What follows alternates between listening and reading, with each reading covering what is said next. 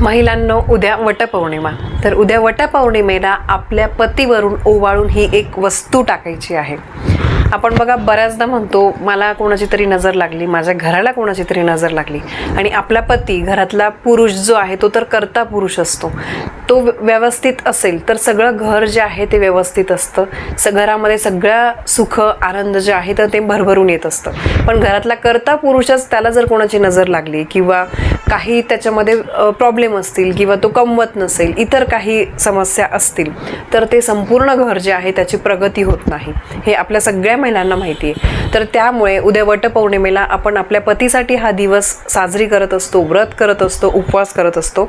तर उद्या त्यामुळे या पौर्णिमेच्या दिवशी पतीवरून ओवाळून आपल्याला ही एक वस्तू टाकायची आहे की जेणेकरून कोणाचीही वाईट नजर, इडापिडा, करणी, बाधा, कोणत्याही नकारात्मकतेचा आपल्या पतीवर परिणाम होऊ नये यासाठी आपल्याला हा उपाय करायचा आहे. यासोबतच वडाला झाडा गुंडाळताना आपल्याला मंत्र म्हणायचा आहे. हा मंत्र म्हटल्याशिवाय वडाच्या झाडाची पूजा जी आहे तर ती पूर्ण होत नाही. बघा, सगळ्या महिलांचा उद्याचा दिवस खरंच खूप महत्त्वाचा आहे. कारण उद्याच्या दिवशी आपण छान नटतो, मैत्रिणी सगळ्या ग्रुपने जातात, वडाच्या झाडाची पूजा करतात. वडाच्या झाडाची पूजा घरच्या घरी अगदी सोप्या पद्धतीने पण व्यवस्थित नियमांनी कशी करायची याचा व्हिडिओ मी काल परवा शेअर केलेला आहे. नक्की आपल्या व्हिडिओच्या लिस्टमध्ये जाऊन तुम्ही बघू शकता. मी तुम्हाला व्हिडिओच्या शेवटी पण त्याची लिंक देईल. आणि बघा, उद्याचा दिवस खरंच खूप छान आहे. महिलांच्या मनामध्ये एक वेगळ्याच प्रकारचा आनंद असतो.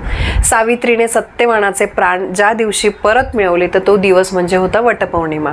या दिवशी वटपौर्णिमेला विवाहित स्त्रिया आपल्या पतीच्या दीर्घायुष्यासाठी आणि 7 जन्म हाच पती मिळावा म्हणून व्रत करत असतात. वडाच्या झाडाची पूजा करत असतात आणि परमेश्वराकडे आपल्या सुखी संसारासाठी, आपल्या मुलांचं, संसाराचं, नातवंडांचं, सगळ्यांचं अगदी व्यवस्थित व्हावं यासाठी प्रार्थना करत असतात. आणि याच वेळेस काही या नियमांचं पालन पण करायचं असतं. कारण शुभ दिवशी आपण काही नियमांचं पालन केलं तर त्या व्रताचं, त्या दिवसाचं आपल्याला संपूर्ण फळ मिळतं. याचसोबत काही चुका आपल्याकडून होऊ नये द्यायच्या. तर बघा, ही सगळी माहितीचे व्हिडिओ मी तुमच्यासोबत येत्या 4-5 दिवसापासून शेअर करते. तुम्ही आपल्या चॅनलच्या व्हिडिओजमध्ये जाऊन नक्की ते बघू शकता. आता बघा, दुसरी गोष्ट म्हणजे वडाच्या झाडाची आपण पूजा का करतो? कारण वडाचं झाड हे त्याला दीर्घायुष्य असतं. खूप दिवस ते झाड जगतं आणि एक पवित्र झाडांपैकी ते एक मानलं जातं.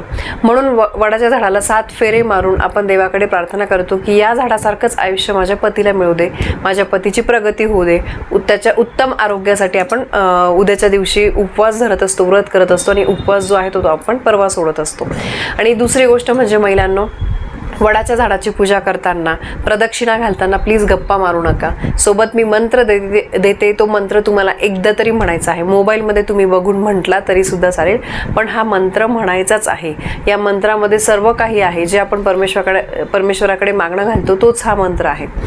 आणि दुसरी गोष्ट महत्त्वाचं म्हणजे उद्या पतीवरून कुठली गोष्ट ओवाळून टाकायची आहे. हा उपाय तुम्ही सकाळी करू शकतात, संध्याकाळी करू शकतात. मिस्टर ऑफिसला जातात, ते रात्री आले 7-8 वाजता तरी सुद्धा चालेल.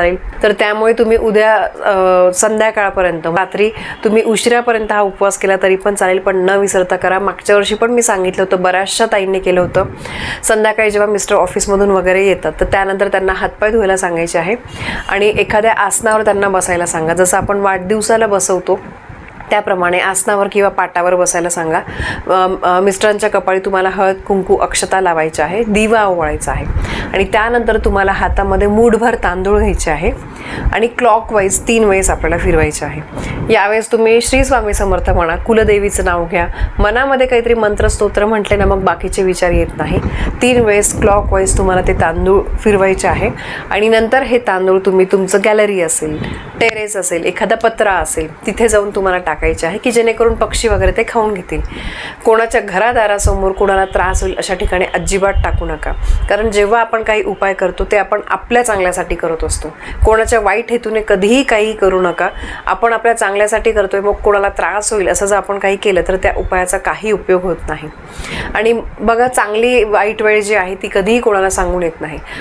आज तुमच्या पतीमध्ये, तुमच्यामध्ये सगळं अगदी व्यवस्थित असेल, अगदी एकमेकांबद्दल प्रेम असेल, तरी सुद्धा तुम्हाला उपाय करायचा आहे. आणि तुमच्यामध्ये काही गैरसमज झाले असतील वगैरे तरी सुद्धा उपाय करा. कारण काय, कधी बघा घरामध्ये वाईट नजरेचा, नकारात्मकतेचा इतका प्रभाव झालेला असतो की पती पत्नीमध्ये साध्या गोष्टींवरून सुद्धा भांडणं व्हायला लागतात. मग त्यासाठी पौर्णिमेचा दिवस बघा माता लक्ष्मीचा दिवस असतो. या दिवशी आपण बरेचसे उपाय करतो की जेणेकरून माता लक्ष्मीचा आशीर्वाद आपल्याला मिळेल. आणि माता लक्ष्मी म्हणजे बघा फक्त धन असं नाही आहे, माता लक्ष्मी ही सर्व गुण संपन्न आहे. तर त्यामुळे अशा दिवशी आपण काही सोपे सोपे उपाय केले तर 100% त्याचा आपल्याला लाभ होत असतो. यासोबतच काही नियमांचं पालन नक्की करा महिलांनो. घरामध्ये भांडण तंटे होणार नाही याची काळजी घ्या. तामसिक अन्न शिजवलं जाणार नाही घरामध्ये याची काळजी घ्यायची. मोठ्यांचा अपमान होणार नाही, कोणाची फसवणूक करायची नाही. एका साईडला आपण व्रतवैकल्य करायचे आणि दुसऱ्या साईडला असं चुका करायचा याचा काही अर्थ नाही आहे. तुम्ही तुमचं मन शांत ठेवा. ज्या वेळेस तुम्ही काही पारायण करता, व्रत करताना त्यावेळेस लोकांची कमी बोला. जेव्हा तुम्ही कमी बोलता मग त्यावेळेस आपोआपच भांडणं वगैरे कमी होतं. तर त्यामुळे बघा दिवस महत्त्वाचा आहे, आपल्याला त्या दिवसाचा फायदा करून घ्यायचा आहे.